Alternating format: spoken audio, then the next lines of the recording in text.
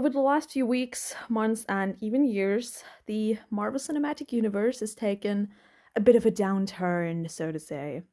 With all of their box office flops and critical failures, it's become easier than ever to make fun of the once beloved franchise. So I want to take a bit of a different approach. I do still love the MCU, flaws and all, and while everyone else is talking about how much the MCU sucks now, I want to ponder the question that I know is plaguing everyone's mind: can the MCU be saved from certain doom? And if so, how?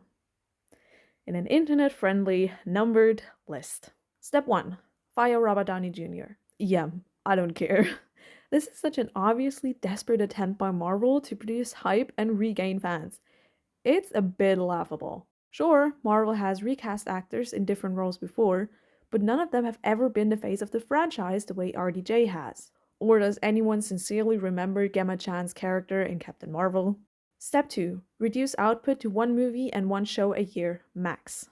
I don't have a lot to say to this point. Reducing the output would let the studio focus all their efforts on a few projects to make sure they turn out as perfectly as they can.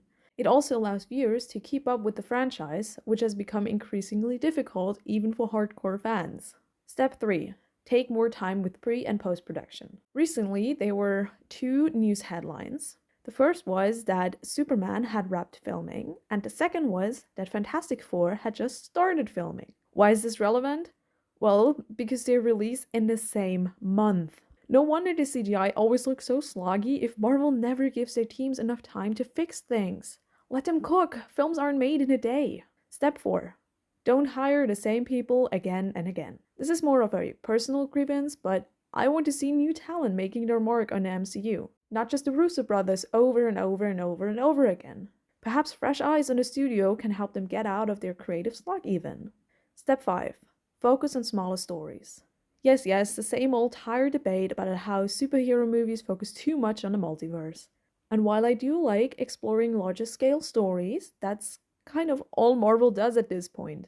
The heroes must always stop a world ending threat to save not just themselves, their families, but also their entire planet and the universe to boot. And it's slowly growing a bit boring. Let me see something smaller, a bit of street level shenanigans. Spider Man fighting one villain, not five.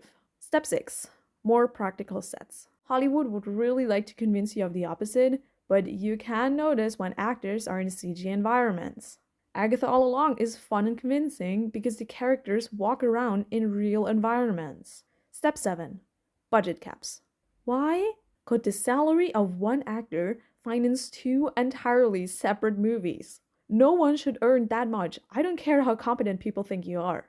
Movies aren't magic. You can do a lot with a little if the money is simply better managed. Please, Marvel, stop with the $300 movies where they don't make any sense. Step 8: greenlight the Marvels too. Yeah, maybe the first one was a box office flop, and maybe no one but me saw the movie. But guys, I liked it, and I want more. I've become kind of fascinated by how, over the last 10 years, Marvel seemingly could do nothing wrong, and now they seemingly can do nothing right.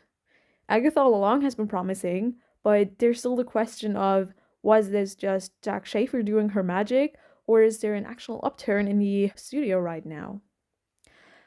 I choose to be cautiously optimistic about the future, but I've been wrong before. So, yeah.